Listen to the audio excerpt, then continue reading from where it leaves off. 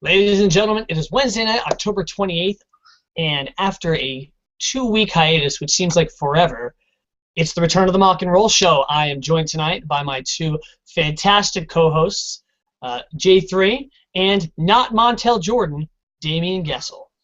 So my name is Sean Michael, and it's a pleasure to be here tonight with you guys. Hey, listen, before we even get into the show, can you guys believe that half of the season is gone already? I mean, it feels like we just got started.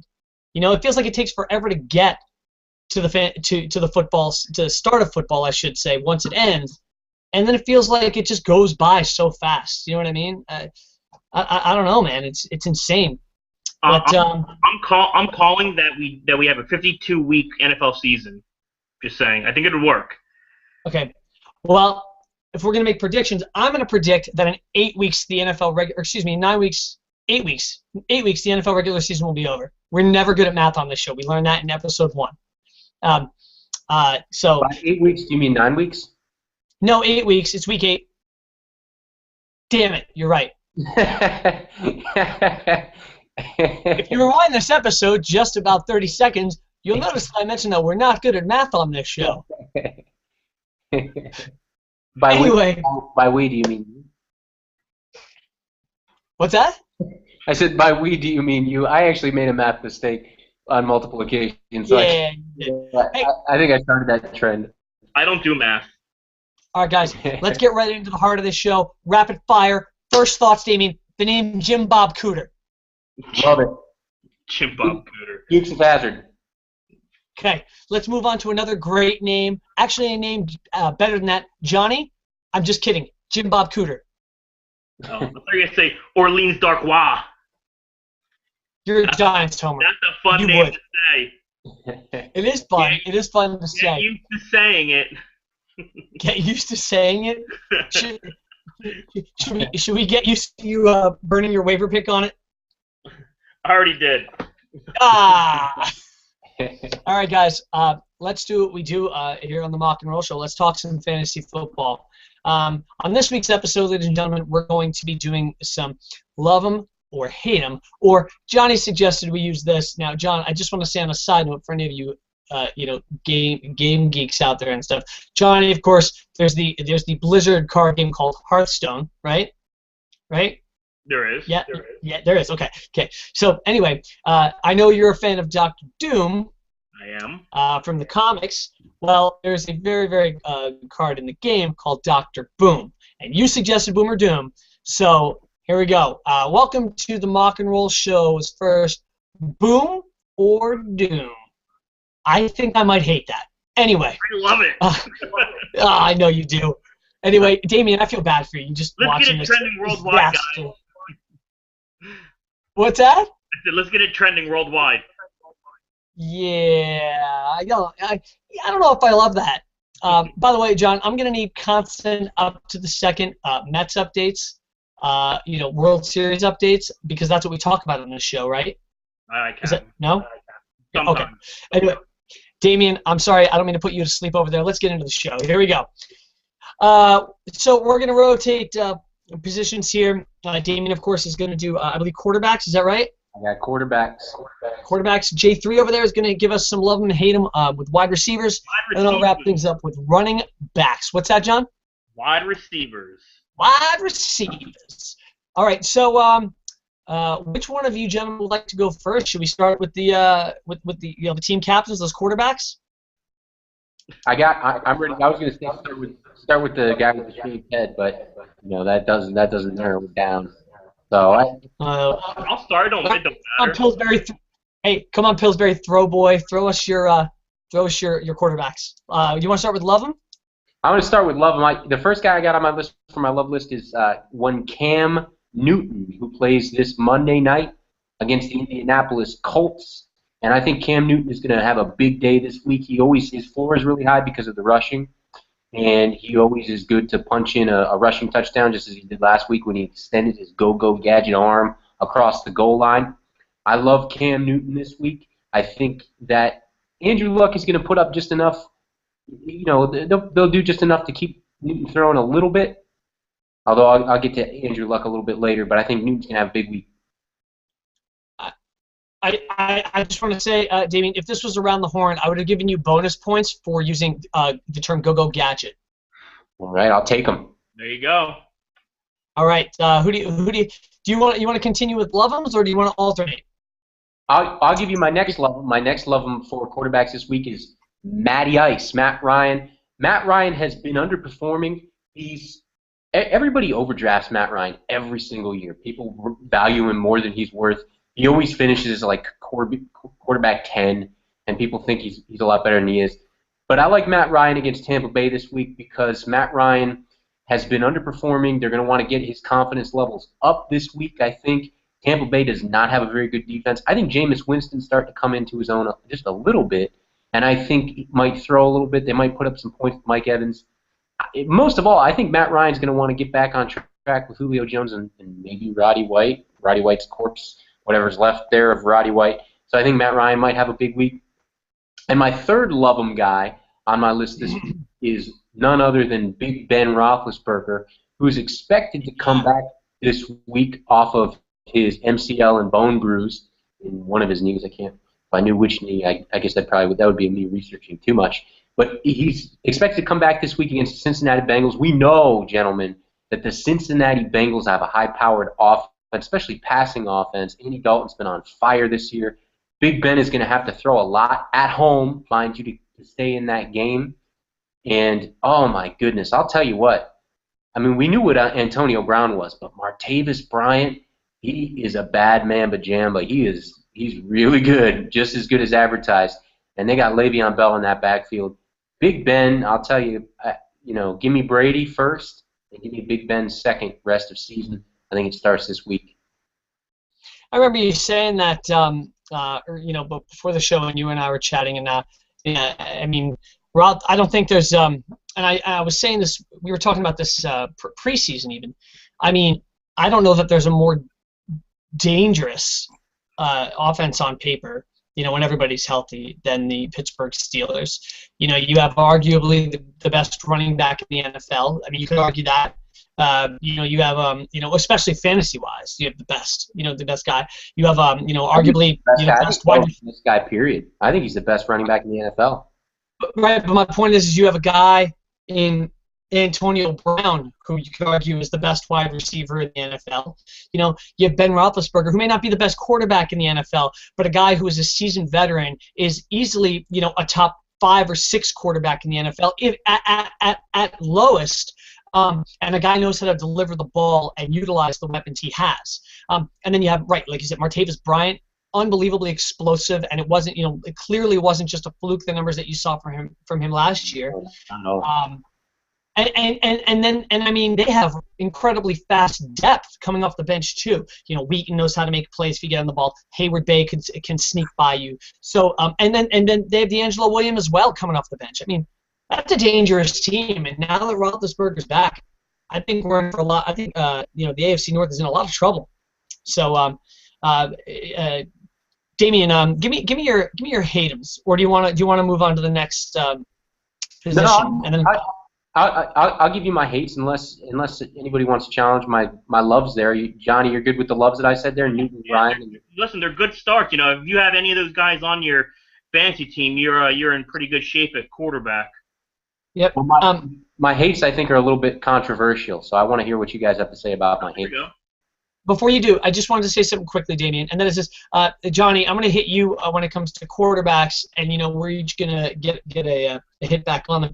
While we're definitely all in agreement that the quarterbacks you have are big, is there somebody, John, that for you, is there a quarterback that you think Damien could have substituted for one of those guys? Like, is there a guy that you love this week that he didn't mention?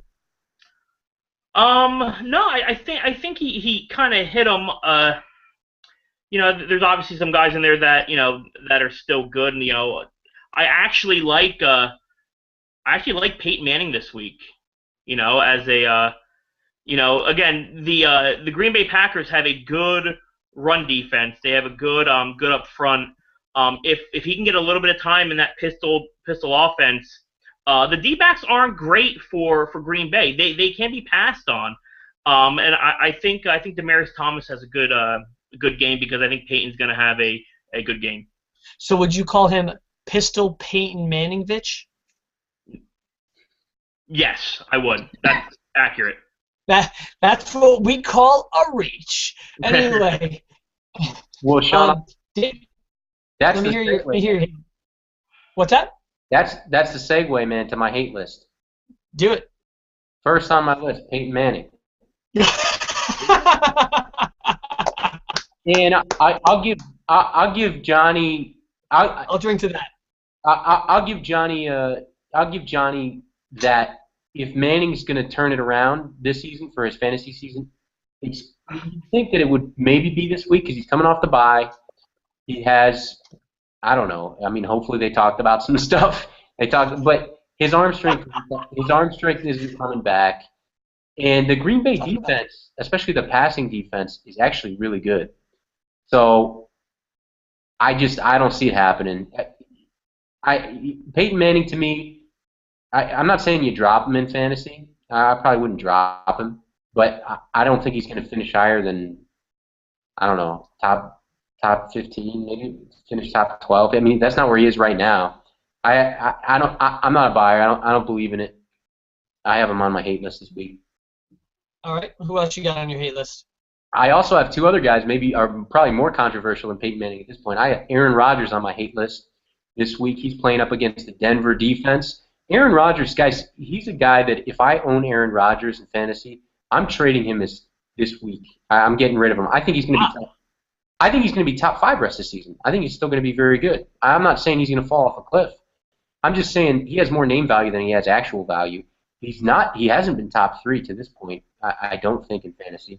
He doesn't have Jordy Nelson has crippled that offense. And just as, at the beginning of the season you thought it would a little bit, it really has. They really don't have anybody to throw it to. Their number one guy is a slot receiver. Randall Cobb's a nice receiver, but he ain't Jordy Nelson.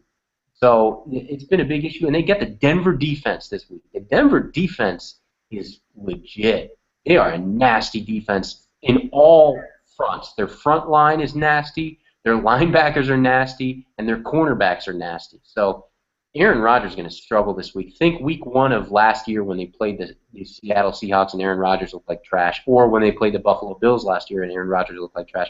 Hate him this week. And the final guy I have on my hate list this week is Andrew Luck, who plays on Monday night in Carolina against the Panthers defense that is not as nasty as the Denver defense, but they are nasty. And they have Josh Norman, who is basically the new Darrelle Revis at cornerback. They have a sick front 4. K'Wan Short at defensive tackle has been killing it. And, of course, they have Luke Kuechly at linebacker. So I think Andrew Luck is going to struggle. Those are my 3 hate guys. I like it. Johnny, anybody that is left off the hate list, in your opinion? No, I don't know that I'd have Aaron Rodgers on my hate list. But you might be the only person who ever. Still, he's Aaron Rodgers. Whether he's number 1 or number 6 in our league, I still consider him the best quarterback in the league. Just watch him play. He's missing really what he thought in the beginning of the year, his top 2 targets, or really his number 1 and number 3 target with Devontae Adams and Jordy Nelson. He's number 6 with having Ty Montgomery, James Jones, and an underperforming Randall Cobb. So, numbers are one thing, but I still, in my mind, consider Aaron Rodgers the best quarterback in the league, and I would put him on any hate list of mine. I do too. Johnny, I think he's the best quarterback in the league too, if you're talking about ability. But I'm talking about just fantasy points for this week. If you have him in season long, you're going to start him. But I've seen him carve up defenses a lot better than Denver's before, and I don't see why he wouldn't be able to do that. Well, I'll tell you right now. For me, I actually see both sides of that argument. I think Denver's defense is just beastly right now. I feel like, and this could just be my perception of it. But it feels like, without looking at the numbers, it feels like Denver's defense is putting up points for that team every week. You know what I mean? And if they're not putting them up every week, they're just they're batting down the ball. They're getting sacks. I mean, they have a great pass rush. I think they have an underrated secondary. And then I do see the other side. I think Aaron Rodgers is exactly that. He's Aaron Rodgers. He's got plenty of weapons. I know the running game has been a little bit suspect lately, but he's going to make plays. My gut tells me that this is actually going to be kind of sort of a meeting of the minds with you guys. I think Aaron Rodgers has a very middle-of-the-road week. I don't think he does anything exceptional. I don't think he gets completely shut down either. You know what I mean? I can see for what you would probably consider, I think, to be a middle-of-the-road week for Rodgers, I think he throws for 230, a touchdown and a pick. You know what I mean? I think he has a subpar week, but I don't think he's going to fall off the cliff. Damien, I do agree with you. I think now if you want to get a good 2-for-1 and get two good players, I do think this is the time to pull the trigger. You don't want to wait until next week at the deadline. You know what I mean? You want to get it done now and clean it out. So just to add one more thing, Damien, listen, Denver's defense has been fantastic. But they've also only played Baltimore, KC, Detroit, Minnesota, Oakland, and Cleveland. Not really world beaters in offensive categories. So again, I agree partially on the idea of that the defense being that good. But again, I don't think they didn't play New England. They're playing Green Bay now. They got to play San Diego, who has Rivers, who's throwing the ball for millions of yards. So I think they haven't really been tested. They're going to be tested this week, no doubt. So you're right. You're right. Don't get me wrong, guys. I'm not saying if you have Aaron Rodgers in season long, you sit him. What I'm saying is if you have Aaron Rodgers and you have Carson Palmer, I'm playing Carson Palmer this week. You have Aaron Rodgers and you have Andy Dalton too. I'm going to probably play Andy Dalton. I mean, I'm not going to go any lower than that. I'm not going to play somebody way below that, but I probably have Rodgers this week at 6 or 7, where he really has been all season. You're a bolder man than I, Damien. A bolder man? Yeah, that's true. I think we're splitting hairs on who's bolder. I see what you did there. Anyway, let's move on. Johnny, let's talk some love and hate 'em with wide receivers, buddy. I know you've got some great picks there. So who's first on your love list for wide receivers this week for week 8? First on my love list, the number 7th ranked wide receiver. The number 2 wide receiver, Julio Jones, going against Tampa Bay. He's collectively we accept your apology. Yeah. Sorry, guys. No, Julio Jones, man, he's a physical freak. He has great hands, a 4.4 speed. He's a nightmare for any team, and Tampa Bay has been giving up tons of points, especially to wide receivers. I expect him to have a monster day. Okay. Who's next? What do you got? My number 2 wide receiver is DeAndre. I catch a million balls a game. Hopkins. He's another guy who is just totally entrenched in that offense. I would say probably close to, especially now with Aaron Foster, being hurt. His production, he's going to catch an average of 20 balls a game. He just gets so much work. It's unbelievable, and he has great hands. I know in the beginning of the year he had it was funny because he had I guess his own little bet saying, I'm not going to drop a pass this year. He dropped the ball first game, but it seems like he catches just about everything thrown his way. So that's why Hopkins is number 2 on my list for love. And the third guy on my love list is the 7th ranked wide receiver, Antonio Brown. And the reason I put him on here, and typically I wouldn't put a guy this high on here, a guy that was preseason number 1. But after last week's, I think, 5-point game or 4-point game, he's getting Ben Roethlisberger back. He's getting the guy who knows him best, who really helps him achieve those numbers he gets. You kind of see what happens when Ben's not there. But now having Ben back, even with Martavis Bryant doing good, drawing some coverage away, you're gonna see it's either you cover Antonio Brown with 2 guys, or Martavis Bryant's going to be wide open all day. So I like Antonio Brown's week this week, especially with Ben coming back against Cincinnati. And you know what? And I'm going to say I actually love Antonio Brown the rest of the season because Martavis Bryant is back. Yep. Martavis Bryant, right? You know, I mean, it's really pick your poison. You know, if you cover one too hard, clearly it's been proven that the other one is just going to light you on fire. So I think in fantasy football, and I'm not just saying this because two of the guys on this panel control both of these guys, but I really think if you're on a fantasy team and you have either Antonio Brown or you have Martavis Bryant, you're in a good position because on any given week, either one of those guys can light you up for 185 yards receiving and a touchdown, and the other guy can still with Ben Roethlisberger under center get 90 yards and 2 touchdowns. You know what I mean? I mean, you don't know. But let me jump in right there because you bring up Martavis Bryant. They do NFL.com does these next gen stats where they give the average speed for each player or top speed or something like that. Basically, the fastest players each week, and they did wide receivers. And I think it was last week, or maybe it was a week before last. They did the next gen stats. The number 1 wide receiver for speed was Martavis Bryant. The next 5 guys were all 3 inches smaller and 20 pounds lighter than him. I think number 2 was John Brown, and then it was Travis Benjamin. I mean, he's disgusting, guys. You know who he reminds me of? He's like Josh Gordon but stronger. He's a freak. Wait, Josh who? Josh Gordon. You know what, Damien? No, Damien, it's okay. No, Damien, it's okay. You know what, Damien will get back to you next season. Yeah. Hey, there's a guy, Johnny, a wide receiver that I want to throw out there that I absolutely love, and I feel like he definitely could have made your list.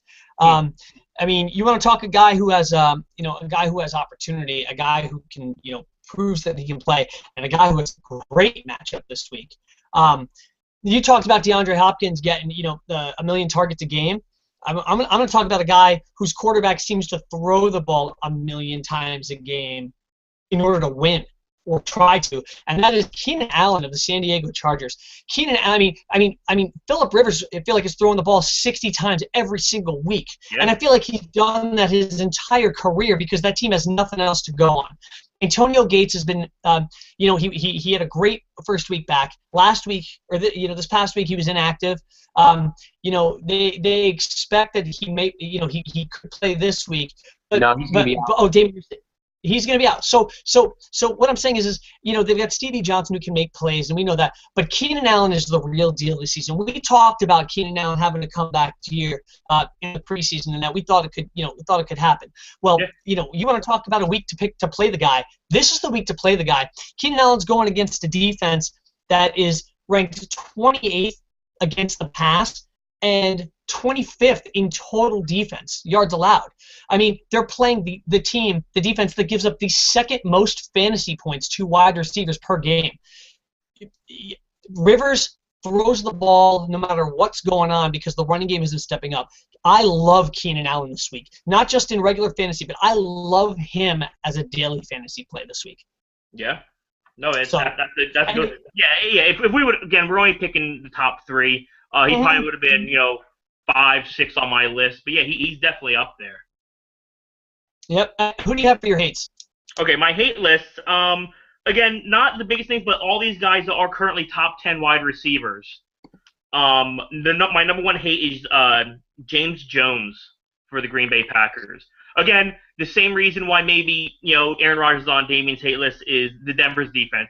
I did say that they kind of had a softer schedule, but they're still a good defense, and there's no taking that away from them.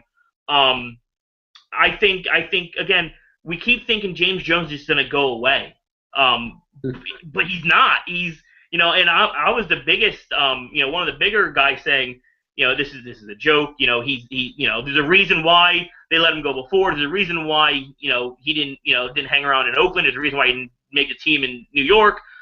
But this is him and Aaron Rodgers they have this connection, which is unbelievable to me.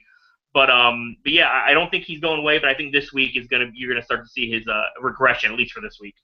Do you think James Jones orders Jordan Nelson like cream of the crop dinners every week, thanking him for this opportunity? He better if he's not. But yeah. Can I ask you one question about James Jones? Sure. Okay. So earlier in the discussion about quarterbacks and stuff, when Damian was saying that he has Aaron Rodgers on his hate list, and I know you just touched on this, regarding the Denver defense. You really disagreed with Damian as far as having Aaron Rodgers on the hate list, and right. But in retrospect, you're saying that you have James Jones, one of his top targets on your hate list, and clearly Eddie Lacy has not been performing like Eddie Lacy. He's been Eddie Lacy that has cable. So my question for you then is, if you still love Aaron Rodgers this week, but you don't like James Jones, who on that team do you love this week that's going to partner up? I like Randall Cobb this week. I like Richard Rodgers this week. I like him using the tight end. James Starks is another guy. Again, he's not going to find a lot of room up the middle, but I do like, from what James Starks has done this year with Eddie Lacy not performing, he looks like literally one of the best backups in the league. If you look at his stat line, he's producing whenever he gets the opportunity. So, this hate on James Jones is more about James Jones, less about Aaron Rodgers. Aaron Rodgers is the type of quarterback where if this guy is not open, or he doesn't think this guy is going to do something, he's going to spread it around. He's going to get Jeff Janis involved. He's going to get some of the other younger guys involved. Where I think Rodgers is such a good quarterback, he can put the ball in places where he needs to make the big plays. I hear that, and I think that makes a lot of sense. I was just really curious to kind of get your side because, you know what I mean, they were sort of like, conflicting. And it's interesting, James Starks, from what I can recall in fantasy, he's one of those guys that whenever he's brought in because somebody's struggling or somebody banged up in the middle of a game, when he's coming off the bench, James Starks has always looked phenomenal. And then when they need him to be the starter, he has no idea what he's doing. I just always find that fascinating. Somebody goes down, people go and burn their waiver picks on James Starks. He's going to start this week. And then James Starks doesn't produce anything. Coming off the bench, he's great. So anyway, who's next on your hate list? Sorry, my hate list is what? I just wanted to say real quick, since you brought up James Starks, one quick aside on Eddie Lacy. A guy I really respect who I listen to, Christopher Harris, he's harrisfootball.com. He really dismisses people who say, well, Eddie Lacy this year looks fatter and looks slower. But honest to goodness, listen, when I watch Eddie Lacy this year, the dude looks fatter. He looks fatter and slower. I disagree with Christopher Harris. Christopher Harris, if you're listening, he's not. If you're listening, I disagree with you. Damian, the Green Bay Packers are cheeseheads. Of course he's fatter. They have cheese and beer. That's all they have up there. Give the guy a break. He's on an NFL diet. By the way, I'm a guy right now that if Eddie Lacy is available in your league, I am buying him before the trade deadline because I think he picks it up. But anyway, Damian's out on that. Johnny, who do you got number 2 on your hate? T.Y. Hilton is number 2 on my hate, and I'll tell you why. Josh Norman. That's why. He is playing fantastic football right now. T.Y. Hilton, he's a guy, he's been okay this year. He's still a top 20 wide receiver, but, for again that team is just lost. The Colts look lost. And again, this is the team that we thought preseason was going to be, one of the better offenses in the league. But I think Josh Norman and that Carolina defense shut him down. And I think they're gonna have to go elsewhere. You might be better off, maybe looking at a Moncrief or someone else, that's not named Andre Johnson. But that's another story for another day. Yeah. Yeah, it's interesting. I don't remember if it was preseason or if it was, off the air or if it was on the air. But I remember at one point we were talking, very early in football this year. I was talking with one of you guys about defense. We were talking about Carolina's defense, and they've had a good pass rush up front. Kuechly in the middle there. Some good linebacker play. And we talked about how we felt like they didn't have anything at all in the secondary. And then, lo and behold, it's like that secondary has come to life, and they're playing great football. I think that defense is going to continue to perform this season, not just not just on a from a fantasy perspective, but I really think that they're going to be strong the rest of this year for that team, and I think that's a huge part of the reason. Aside from Cam Newton's talent, I think that's a huge part of the reason why those guys are still undefeated. I mean, who'd have thought a team with that little to work with? Not taking anything away from John Stewart. Jonathan Stewart's not a guy that you always think of as like, oh, he's going to be a premier guy because he can't stay healthy typically, And then you only have that tight end. You were banking on Kelvin Benjamin, and that team just wins games. All they do is win. It's crazy. But and you know what? And it's gonna continue this week. I think they're gonna beat the Colts, and I think they're gonna continue. It's crazy. But I love Johnny. Who do you have? Oh, Damien? I'm sorry. I love Cam Newton. Cam Newton is on another level this year, I think. Yeah, where was that last year when I had him? Yeah. Again, and wasn't 2 years ago or it doesn't seem like that long ago when that team would lose games. They questioned the way he reacted after games, how he would never put it on him. He wasn't taking that leadership. And then it just seems like the last couple seasons, I mean, he's stepped up and been the #1 pick in the draft. And he's been the man. He's been a leader on that team. And he's never led like he's leading this season. Yeah, whatever he's doing, keep doing it because they look great. Yep. My third hate is Travis Benjamin from the Cleveland Browns. He's a guy. Literally, his average draft position was 64. Right now he's the 6th ranked wide receiver in fantasy football, but he's going against an Arizona Cardinals defense where he's probably gonna get locked up with Patrick Peterson and maybe with a little touch of Honey Badger. So I don't think he has a great week this week. Again, who else other than Gary Barnidge? Who are they throwing to? Duke Johnson. Yeah, that's hooray. I have something to say about that one. I actually disagree with the Travis Benjamin one. I understand the reasoning, and I thought about this. I do a column for a website called Draft Leads. We had James Rucker, the guy who runs it, on. Yep. I think Travis Benjamin is actually going to have a good day. I don't think Patrick Peterson has the speed to stay with a guy like Benjamin. Benjamin is a flyer. And the other reason I like Travis Benjamin is I think game script is going to be in his favor. I think the Cardinals are going to stack up points against the Browns, and I think that Josh McCown or Manziel or whoever they throw back there is going to be throwing the ball. Even with Manziel, you're still kind of riding Benjamin or Manziel was the guy who threw the 2 long touchdowns to him and get the whole Benjamin train started. So I absolutely it'll be McCown this week, they said, but I think Benjamin. I don't think Peterson's going to stay with Benjamin. I think Benjamin's going to get a bunch of targets just because game script. Carson Palmer's been carving teams up left and right. The good thing about the Arizona Cardinals, which I still feel confident about this, is whenever they have a burner like a Travis Benjamin, there's always a help over the middle up top with when Tyrann Mathieu isn't on the line, maybe like a Landon Collins or like a Troy Polamalu, because that's kind of what they do. They bring him up for run support, but really that's not really a threat for the Browns. So I think they're going to have him play back, and they're going to anticipate that long throw. So we'll see what happens.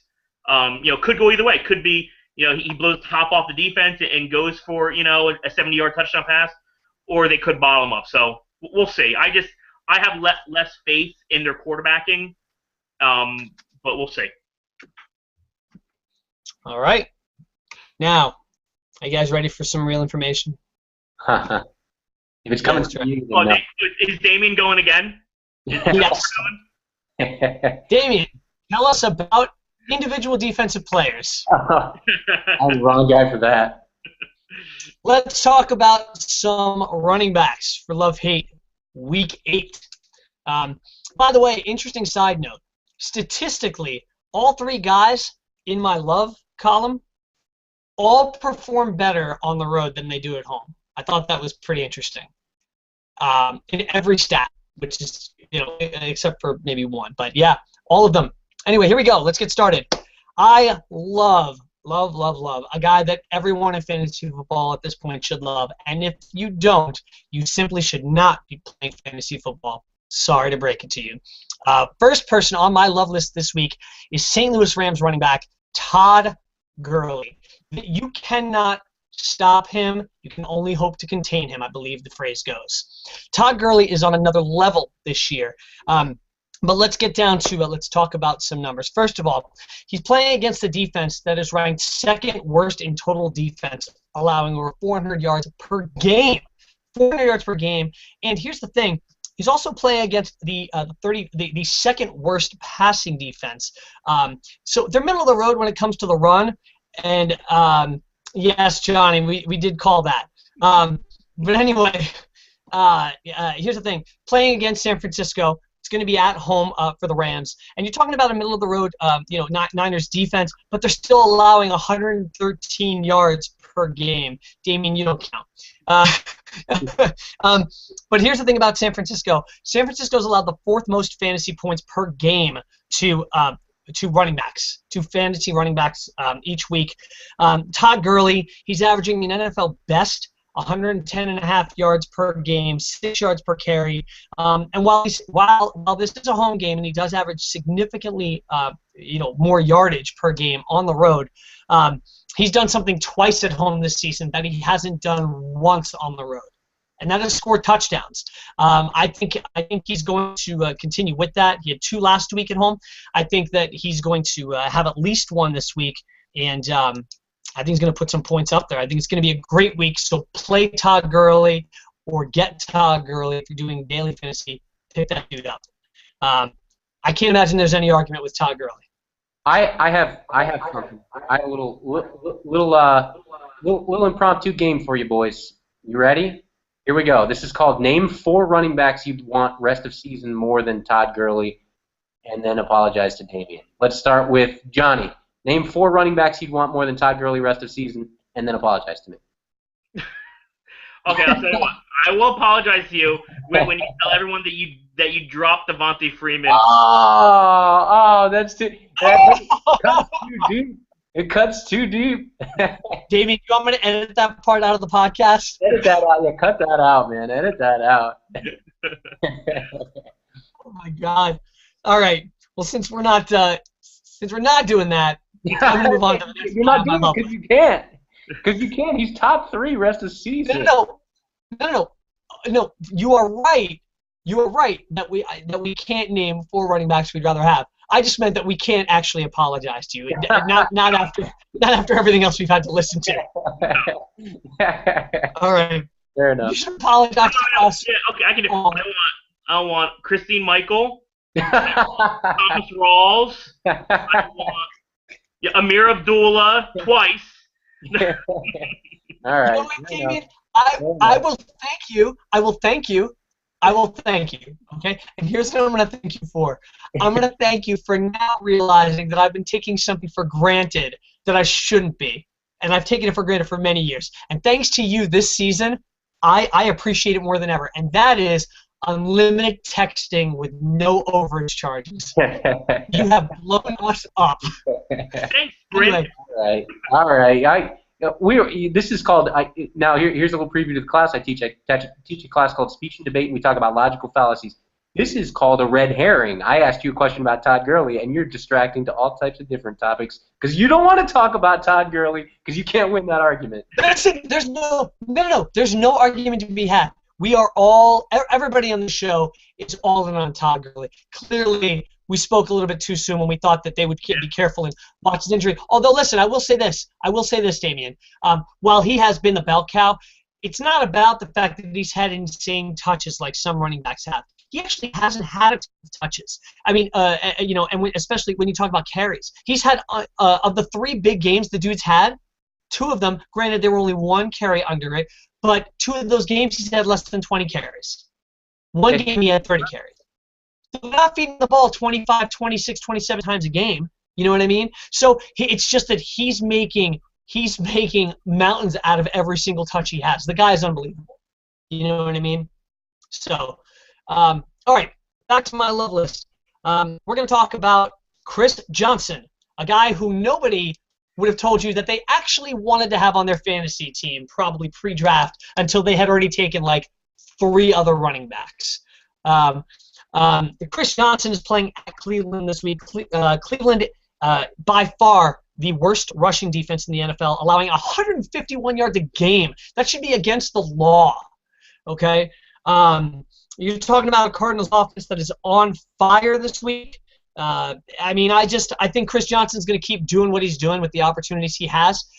Now, while there is concern, for me because Cleveland's defense actually isn't a terrible passing defense. I think there's a chance that Carson Palmer's numbers could be down a little bit. I think those receivers could be down a little bit. Not crazy, but I think they could be brought, back down to earth a little bit. And I think that'll be Chris Johnson's opportunity to kind of shine a bit. My prediction for Chris Johnson this week, he's been averaging about 81 yards a game. I think there's going to be a big uptick. I think this week you're going to see between 115 and 125 yards and a touchdown out of Chris Johnson this week on the road at Cleveland. And then last but not least on my love list for running backs this week is Baltimore Ravens running back Justin Forsett at home against the San Diego Chargers. The Chargers allowing the second most points to fantasy running backs this season. They allow over 132 yards, just over 132 yards a game. The second worst overall rush defense, by the way. That's important. Forget about the pass. Forget about last week. Justin Forsett, 36 yards on 12 carries against the Cardinals. Cardinals have a good defense. Don't live in the past. Live in the future. Buy Justin Forsett this week. Make sure that you're pushing him, and he's definitely going to reward you. Any disagreements there, guys? Anybody that you think I'm leaving off that list? I don't disagree with you on Chris Johnson, and probably none of our listeners should listen to me say to sell high on a guy. Remember a few weeks ago I told you to sell high on Devonta Freeman, and that was bad advice, clearly.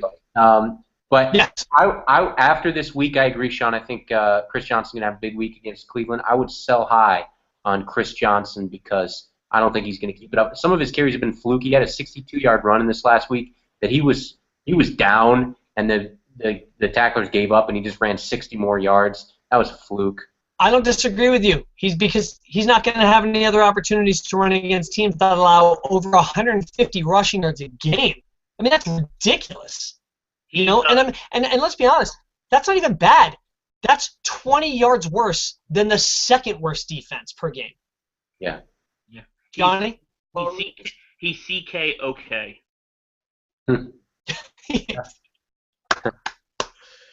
All right.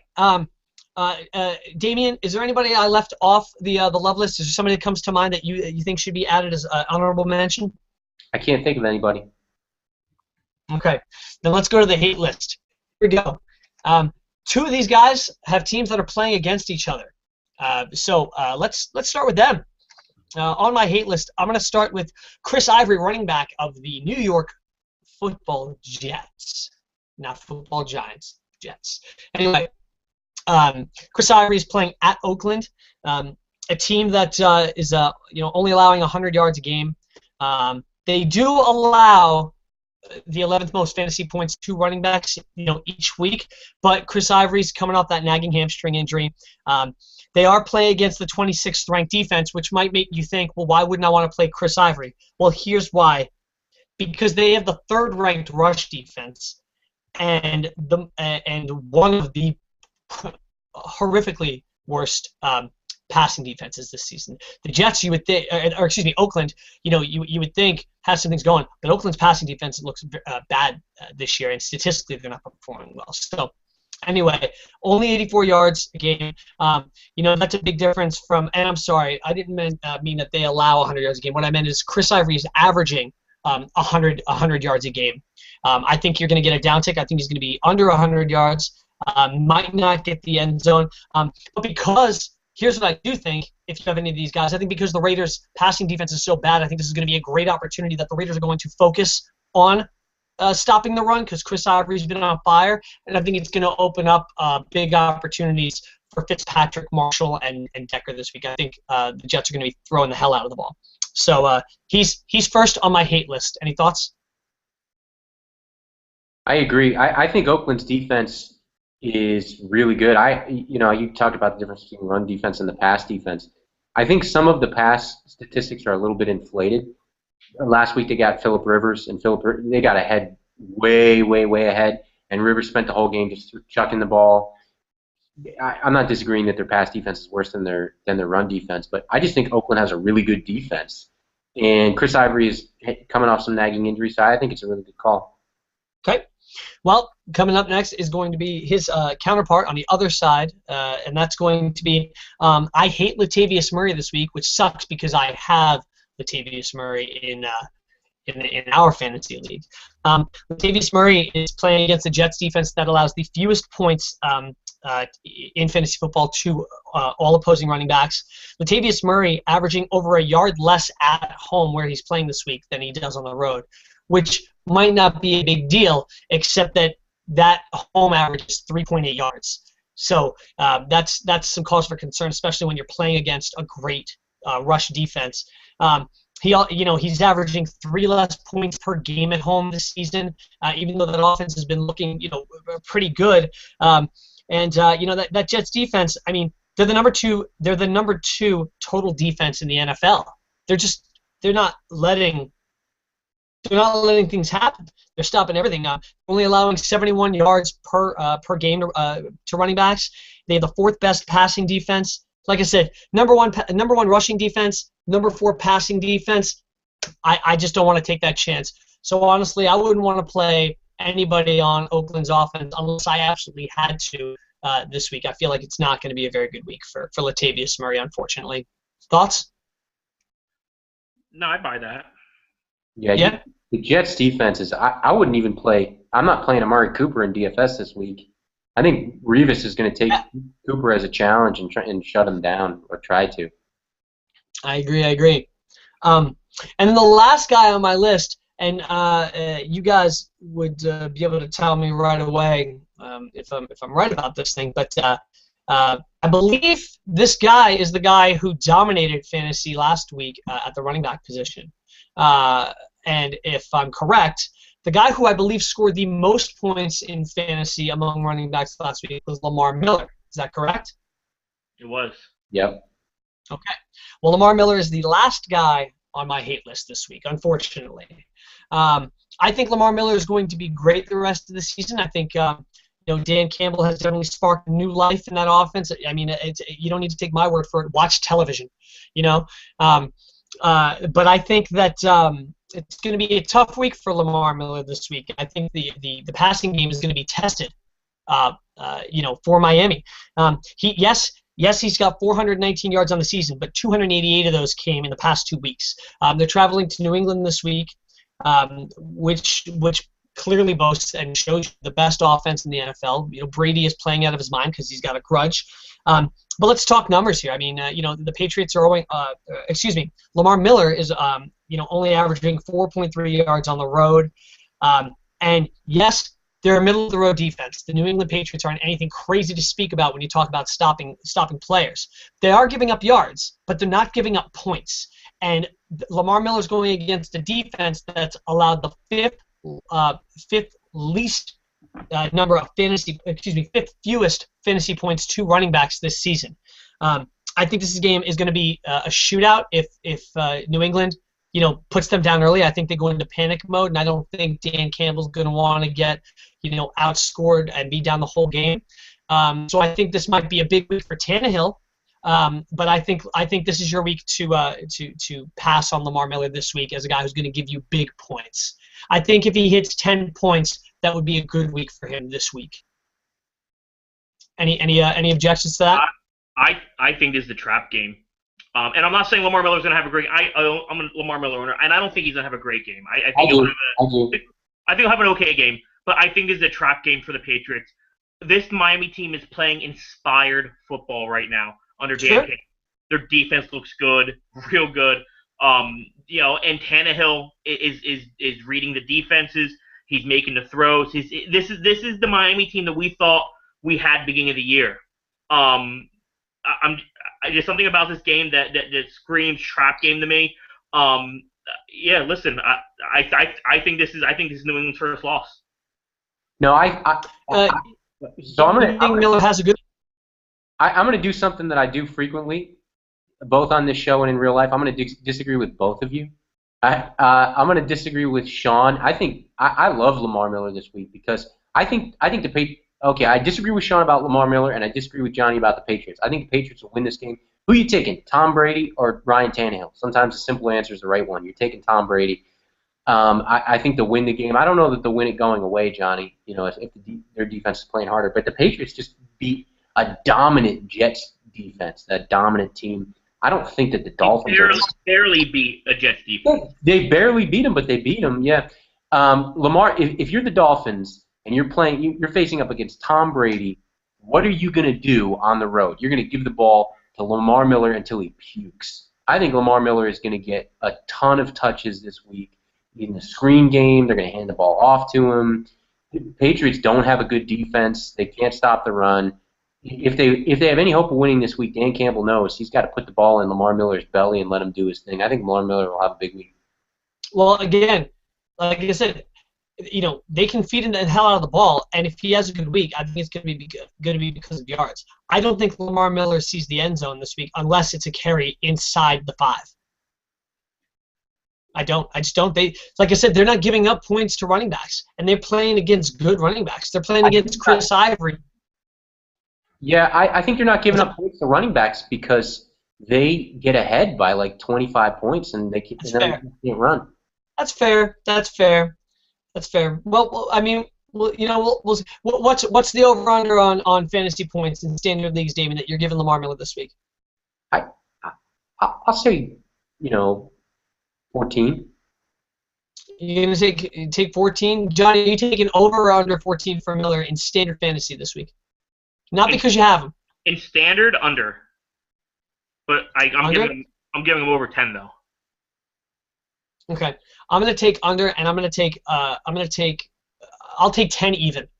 So anyway, interesting. So those are our love-hate lists. Just to recap, for quarterbacks, Damien says that he loves Cam Newton, Matty Ice, and he loves Ben Roethlisberger coming back off his injury.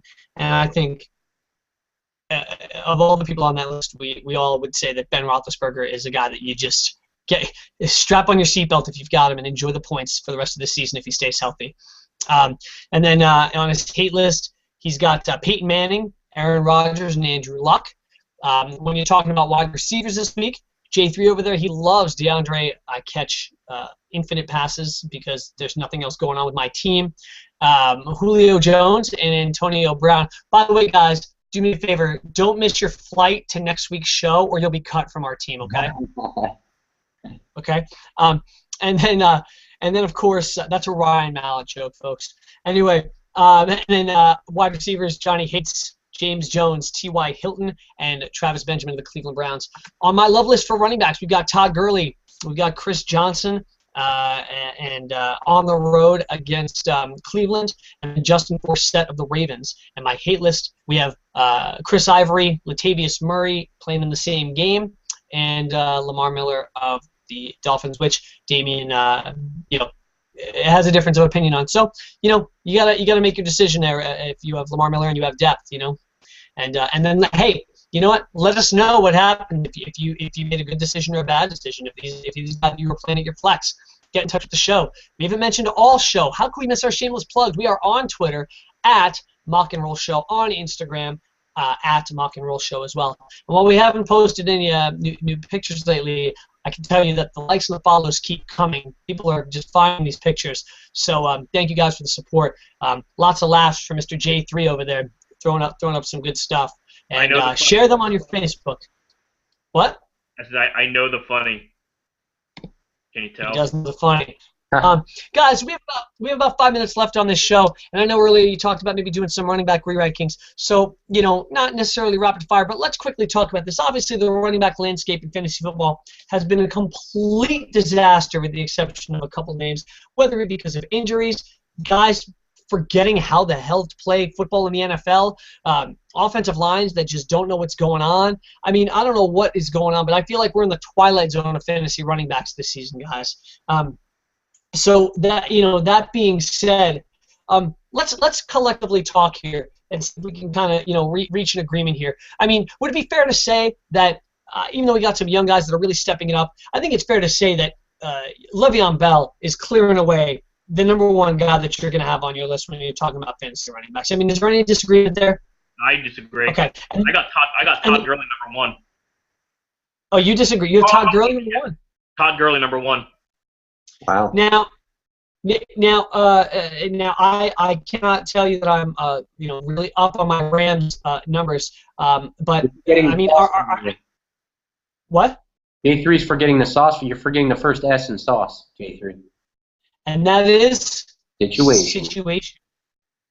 I mean, for me, Todd Gurley's getting a lot of play, and he's going to continue getting a lot of play. But at some point, when that team is down, and they have been down a lot, they have to throw the ball a lot. And I think Le'Veon Bell is in a situation where whether they're down or not, they're going to give him the ball, and they have a passing game that the Rams don't have that can open up opportunities for him. You know what I mean? I understand. I have Gurley, actually, in my opinion. I would probably put arguably Gurley at 2. I think Gurley's a monster right now. But then again, I don't want to take too much away from AP. Who do you guys, if you have Gurley at 1, I would assume you have Bell at 2? Freeman at 2, Bell at 3. I mean, see, now I could argue, Freeman in his situation, but I'm a little surprised that you have Bell and Freeman under Gurley, who's probably in the worst situation of the 3. I mean, Damien, does that catch you by surprise a little bit? Yeah, it does. Freeman at 2 doesn't surprise me. I have Freeman at 2 also. I definitely have Bell at 1. I'm going to put Freeman at 2. I'd have Gurley at 3. So yeah. So let me just say, let's take away order from this. We agree that the top 3 fantasy running backs in whatever order are Le'Veon Bell, Todd Gurley, and Devonta Freeman. Yep. Yes. Yeah.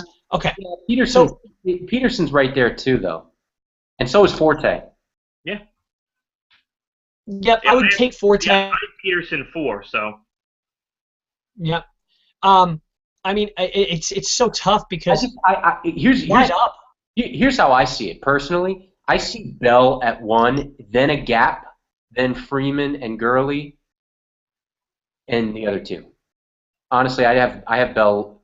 I don't see the gap because honestly, again, if we're not talking about what they did last year or the year before, I'm talking about right now. If we're and right now, Freeman is doing everything Bell's doing, but a little bit better. He's catching the ball even when they're down or when they're up. He's running the light. He looks like a man possessed.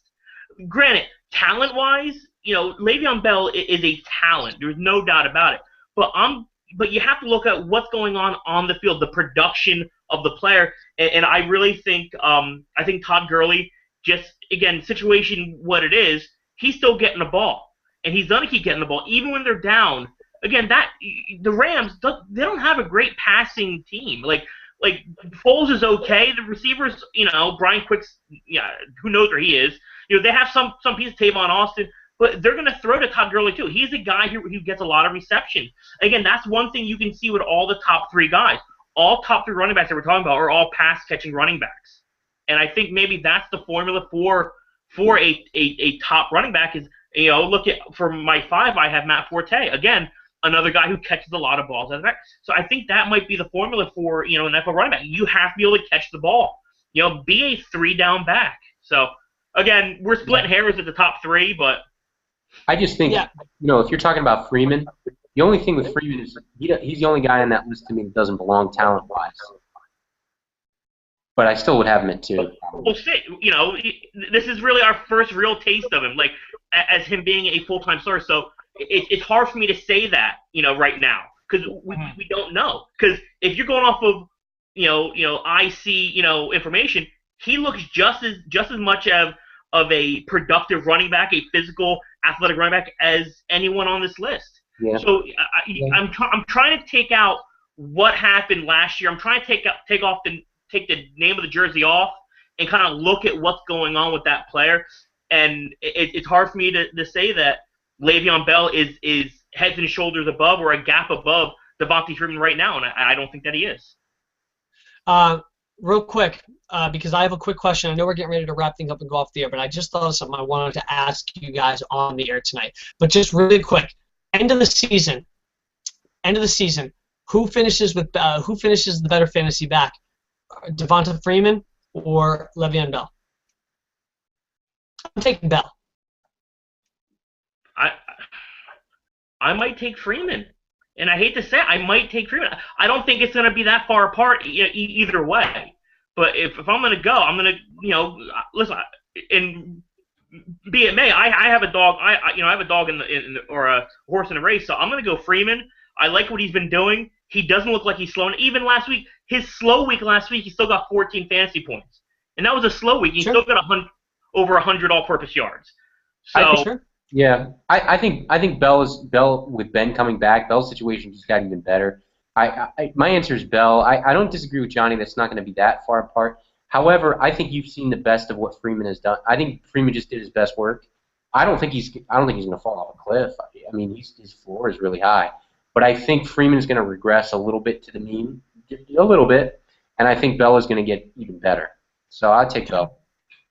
Now, as we wrap the show up here, guys, I did have what I felt was a fairly interesting question I wanted to ask you guys and kind of get your take on it. So it's become obvious with the perplexing and just really kind of dismal running back situation that's been going on in Dallas with such a talented line that seems to be underperforming and running backs that seem to be underperforming. Darren McFadden has really kind of stepped up his game. He was always, there was no question that the guy was the better pass blocker on that team. I mean, you saw, if you watched last week's game, some of the blocks he made in that Giants game were phenomenal. I mean, he was crushing guys that were coming back there. He ran the ball better, and he's looked like Darren McFadden, should have looked for the last few years, except for the fact that he's been banged up and beat up. And right now he seems to be healthy. So my question to you guys is, number one, barring some sort of an injury setback, do we have the Dallas Cowboys starting back for the rest of the season? All joking aside, I know we review about Christine Michael, but if he stays healthy, do you think they're tired of every week trying a different starter, or do you know what I mean? What do you guys think? I'll go real quick. No, I think that's a revolving door there. I think they're going to keep going with the hot hand. This week and next week might be McFadden. I think you can still see Christine Michael. I don't think that you've seen the last of Joseph Randall. I think it's going to be whoever until Romo and Dez are back full time, until they get something kind of cemented there. I think it's going to be a revolving door. It's going to be whoever's the hot hand is going to get the ball. They're gonna be like St. Louis was a couple years ago when they had Trey Mason, Zach Stacy, Cunningham. Whoever is doing well, they're gonna throw in there. Yeah, I think they want consistency, and I think if McFadden can provide it, I think you're looking at the starter for the rest of the season. I just don't think that McFadden has any chance of staying healthy. He never has stayed healthy. Well then. Really quickly, my last question, and actually this one is directed at you because you've definitely been one side of this, on one side of this, and again, no, all jokes aside here, in all seriousness, if McFadden goes down, who takes the first handoff? I mean, for this week, it'd be Christine Michael because Joseph Randall's not going to play. No. The team has Darren McFadden goes down. Yeah. Whether it be this week, next week, just flat surface, level playing field. Who does that team give the first opportunity to? Are they going to give Christine Michael an opportunity to shine, or are they going to go with the safer play with maybe the lower ceiling and go with Joseph Randall? What do you think? Here's what I think. There's something is not clicking for Christine Michael because the guy is. If you look at his combine stats and just watch his tape. I mean, just watch the guy carry in the NFL. He pops off the page. So if he figures something out, he could be an absolute monster on that team. But that's the big question. Will he figure it out? I think for as much as I've talked about Christine Michael and made all kinds of stupid predictions about him, you haven't heard the last from the guy this year. Now he's even one step closer with Randall being out. They want to give McFadden opportunities. McFadden looks okay. I know he had a big week. He's still McFadden. He doesn't look great to me.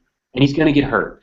You haven't heard the last, unless Christine Michael is literally, his head is literally filled with rocks and he has no idea how to learn the plays. It's possible. It's totally possible that he's just a guy's an idiot. But if he has anything going on in his head and he gets more than 5 carries in a game, if the guy gets 10 carries in a game, I think the Cowboys are going to have a hard time not giving him more than that because he's that much of a talent in my opinion. See, quickly, John, I just wanted to say that since you're a guy who loves comic books and things like that, I want to say that I feel like Damian subtly declared that Christine Michael is some sort of a supervillain when he declared that we haven't seen the last of him, with some sort of like. We haven't seen him yet, so let's see him first, and then we can say, yeah, we haven't seen the last of him.